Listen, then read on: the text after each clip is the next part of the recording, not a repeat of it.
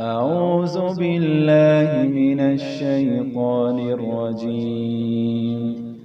بسم الله الرحمن الرحيم.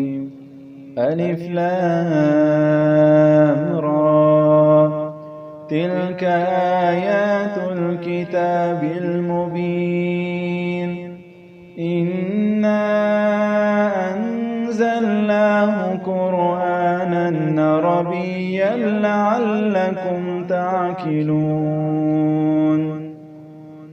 نحن نقص عليك أحسن القصص بما أوحينا إليك هذا القرآن وإن كنت من قبله لمن الغافلين.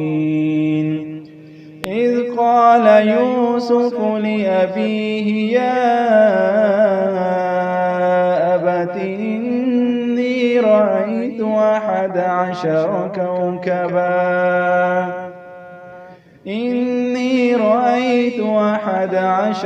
كوكبا والشمس والقمر رأيتهم لي ساجدين.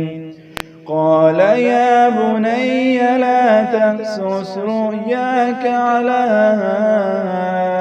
إخوتك فيكيدوا لك كيدا إن الشيطان للإنسان عدو مبين.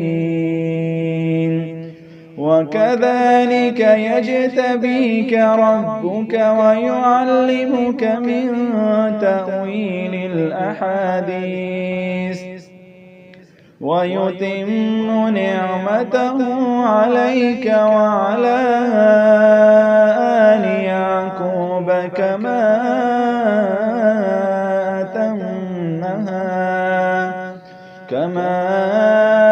أتمها على أبويك من قبل إبراهيم وإسحاق إن ربك عليم حكيم.